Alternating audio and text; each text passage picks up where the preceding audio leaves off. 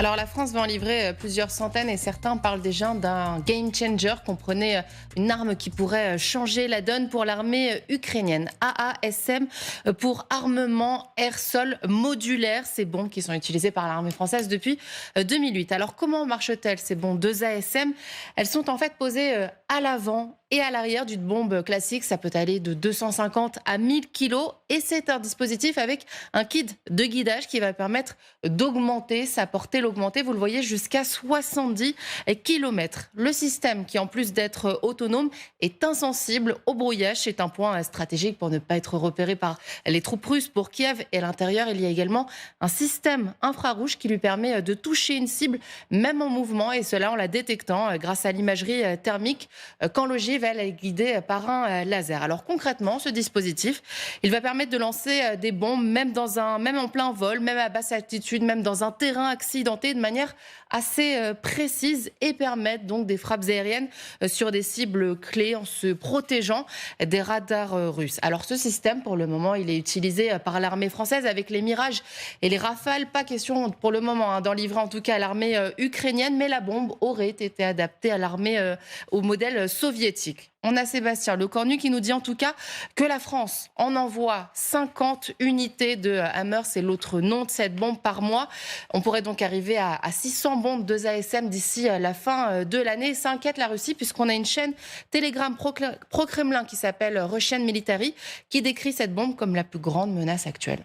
Merci beaucoup Lydie pour ces informations précieuses pour notre débat avec le colonel. J'ajoute que Sébastien Lecornu, vous le citiez, le ministre des Armées, dit sur la question de l'aviation de manière globale, on cherche là aussi à faire de l'utile.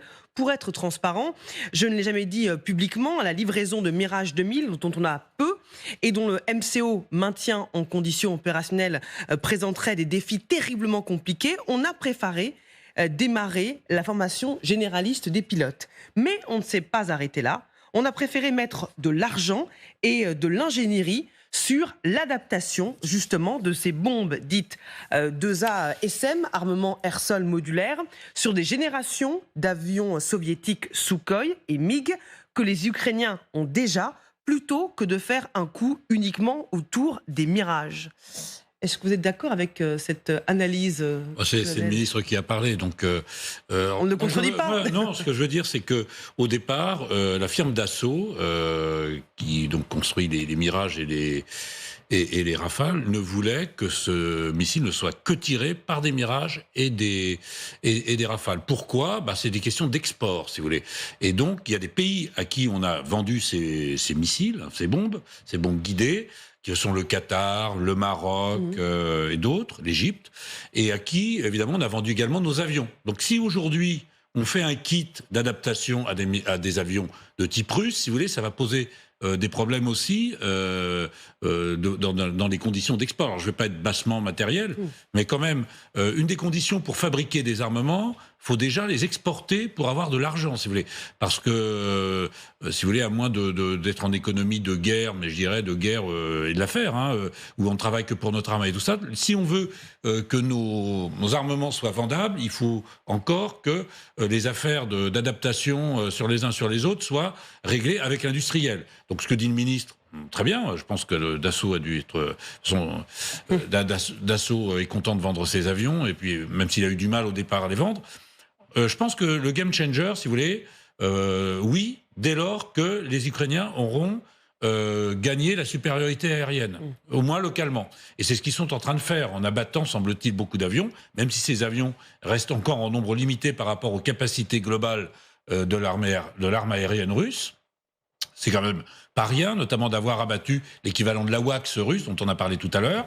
Il est évident qu'aujourd'hui, les Russes ont plus de difficultés pour coordonner leurs opérations aériennes, parce que, sans être trop technique, pour que des avions soient en l'air au-dessus de troupes amies et ennemies, il faut ce qu'on appelle la liaison 16, pour reprendre le vocabulaire américain, le vocabulaire de l'OTAN, c'est-à-dire de manière quasi automatique, savoir qui est pour, qui est contre sur le champ de bataille, pour éviter ce qui a lieu malheureusement toujours, les tirs fratricides. Et donc, quand une arme aérienne n'a pas l'usage de cette liaison 16, les Russes ont leur propre liaison 16 entre leurs troupes au sol et leurs troupes aériennes. Si on leur abat, continue à leur abattre des styles AWACS, des avions de coordination et de coordination technique et stratégique, parce que dès lors ils peuvent réutiliser leurs armes à un endroit à l'autre, eh bien c'est autant de gagner pour l'Ukraine en termes de supériorité aérienne.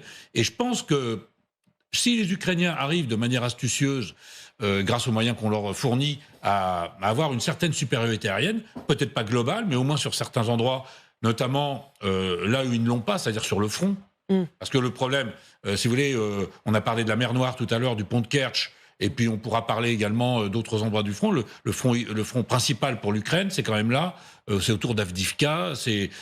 Donc c'est là qu'ils doivent gagner contre les Russes cette campagne aérienne, avec des moyens plus faibles, puisque leurs avions sont peu nombreux.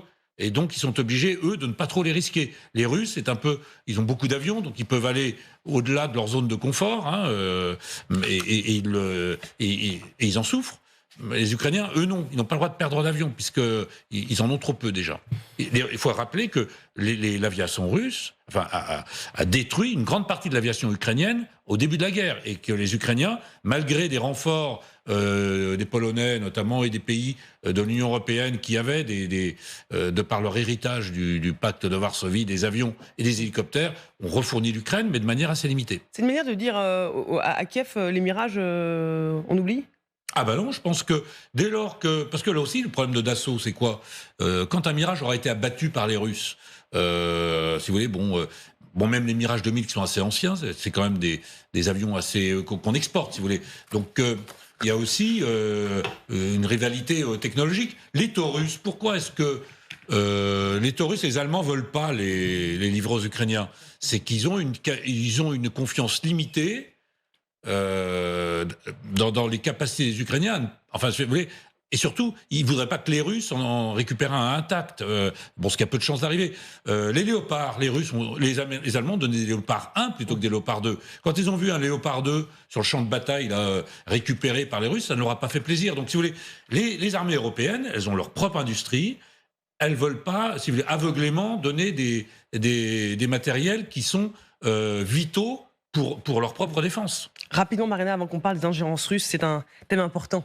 Oui, alors pour aller vraiment très très rapidement, c'est pour dire que il faut quand même le dire que depuis le début de la guerre, la France s'est démarquée par le fait qu'elle a toujours donné les armes dont l'Ukraine avait le plus besoin, que les autres refusaient de lui donner, ou des armes qui sont vraiment les plus utiles.